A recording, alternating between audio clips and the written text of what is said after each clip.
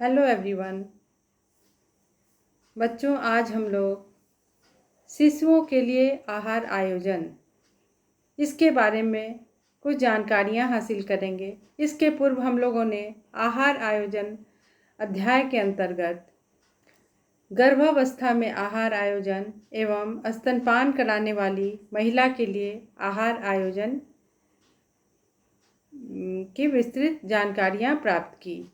तो आइए देखते हैं शिशुओं के लिए आहार आयोजन। जन्म से 1 वर्ष तक का बच्चा शिशु कहलाता है। क्या है? जन्म से 1 वर्ष तक का 1 साल का बच्चा जो है वो शिशु कहलाता है। शैशवावस्था तीव्र वृद्धि और विकास की अवधि है या अवस्था है।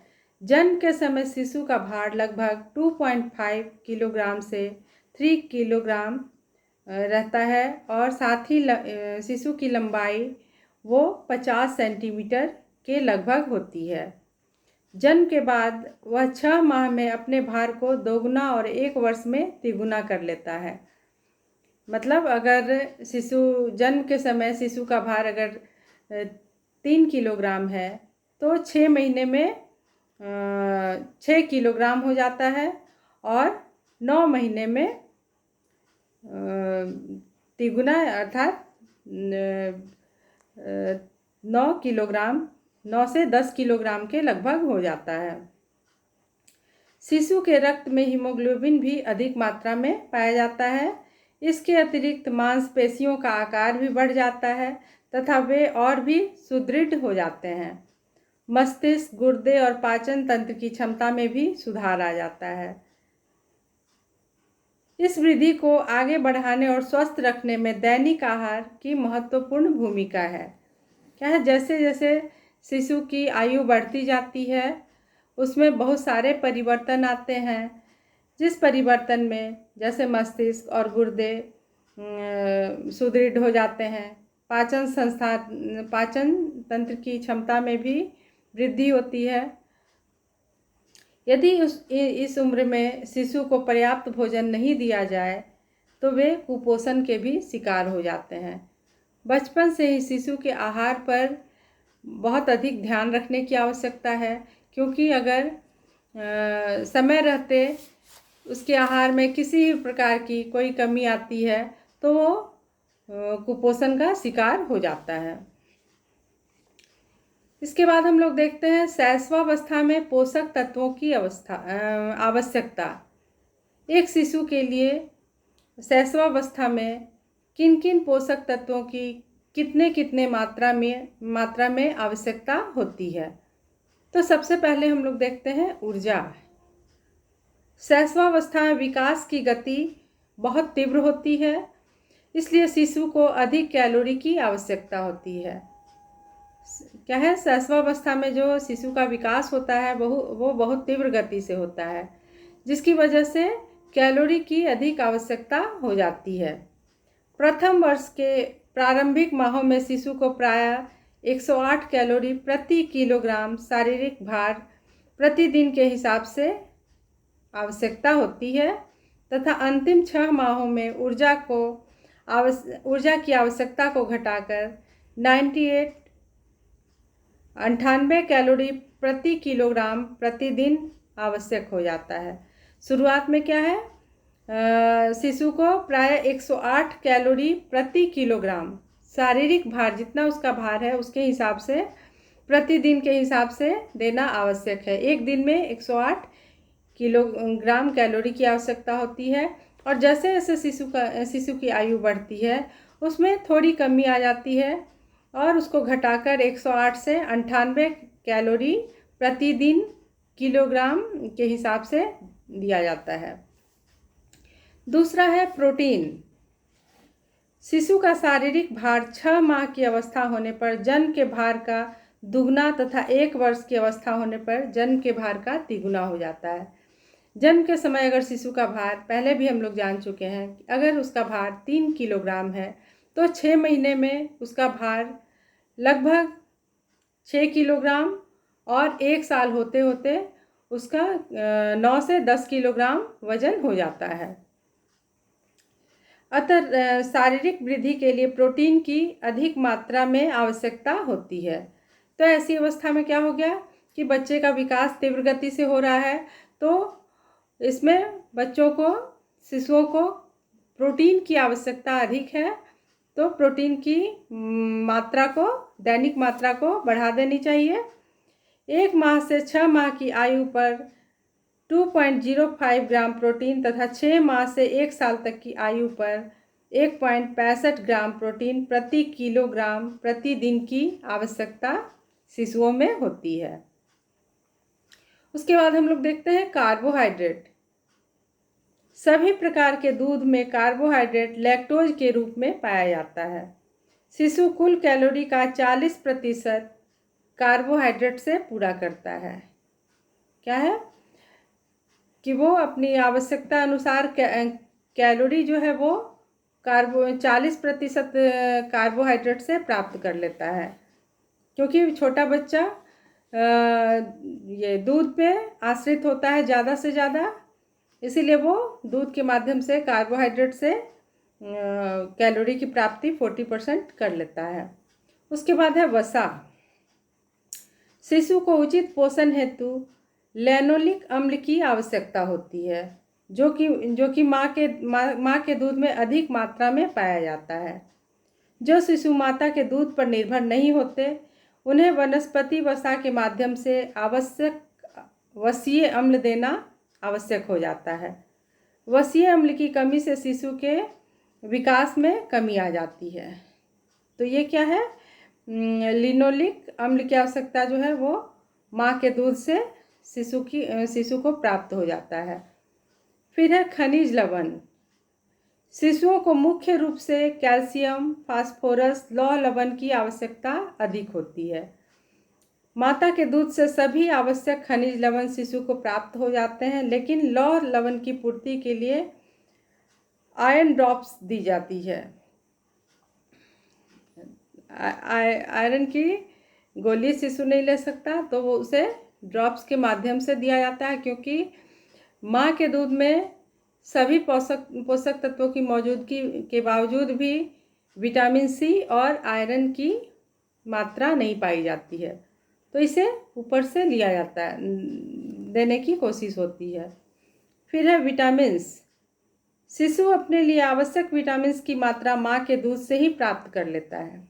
माँ के दूध में सभी पोषक तत्व प्रचुर मात्रा में उपलब्ध होते हैं, जिसकी वजह से शिशु जो है विटामिन्स माँ के दूध से ही प्राप्त कर लेता है।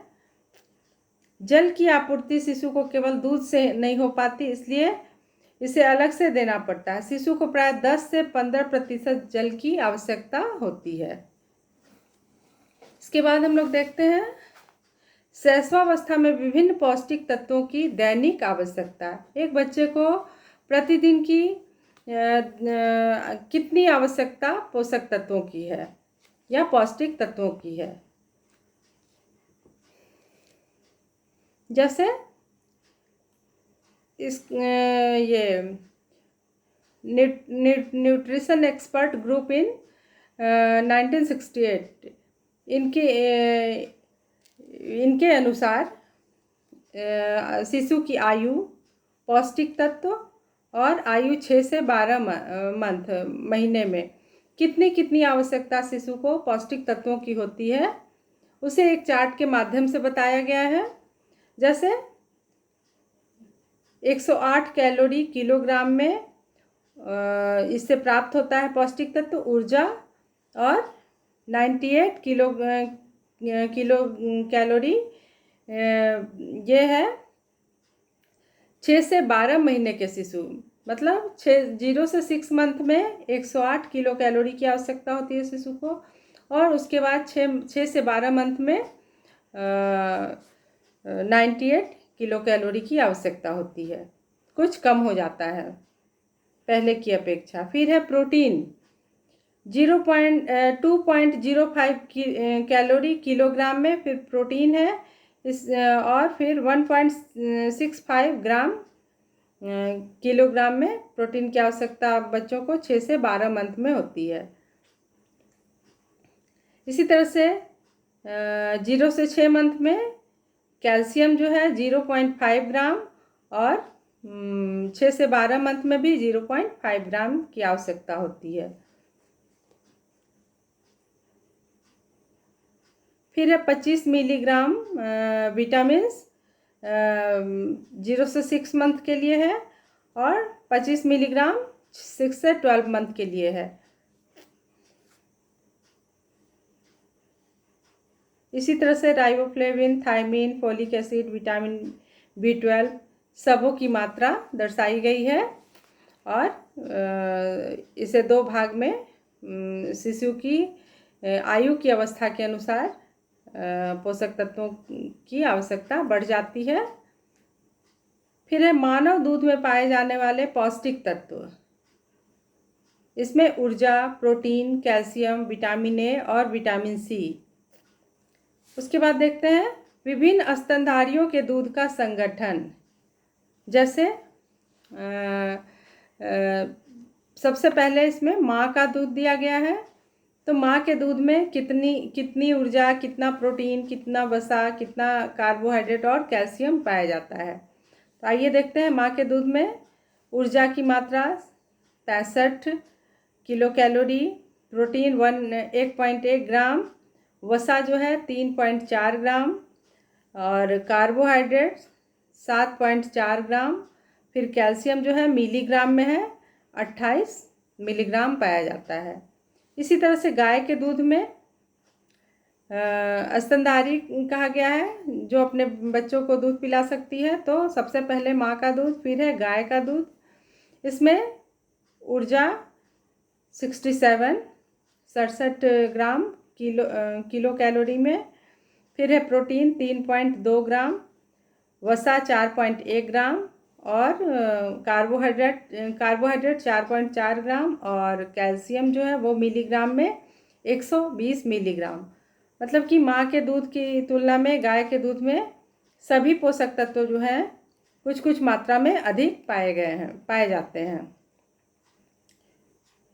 इसी तरह से गधी का दूध, इसमें भी 48 किलो कैलोरी ऊर्जा, 2.1 प्रोटीन, 1.5 वसा, 6.5 कार्बोहाइड्रेट और 210 मिलीग्राम कैल्शियम।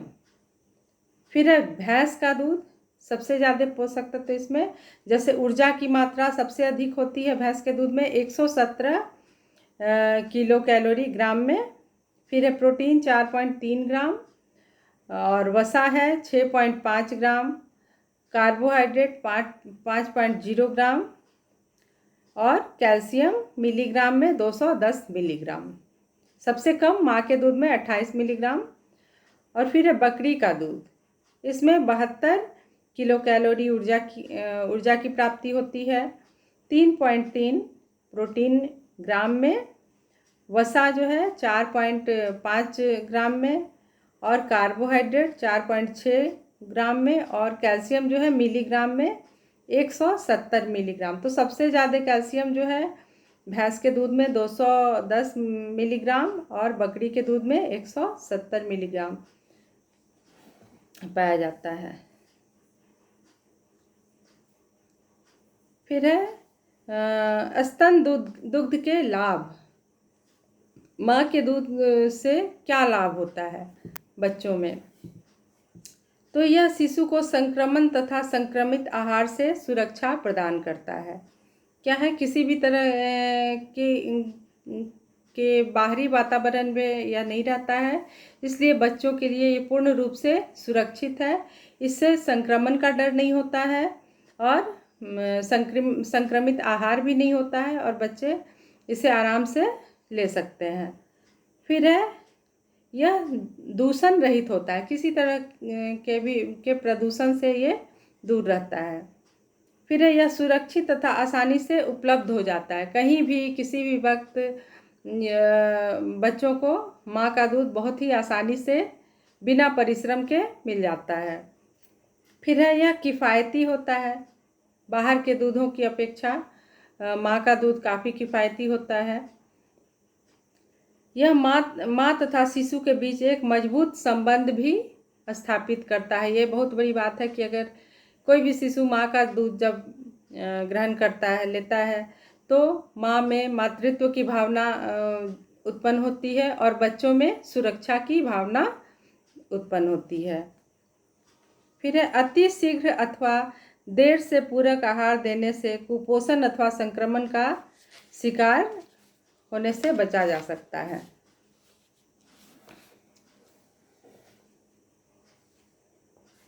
फिर है कुछ महंगे शिशु आहार, जैसे बाहर का दूध अगर शिशु को दिया जाता है तो इसमें अमूल, लैक्टोजिन, फेरेक्स, सूखा दूध तथा सेरेलेक, जिन्हें पद्धति आहार कहते हैं।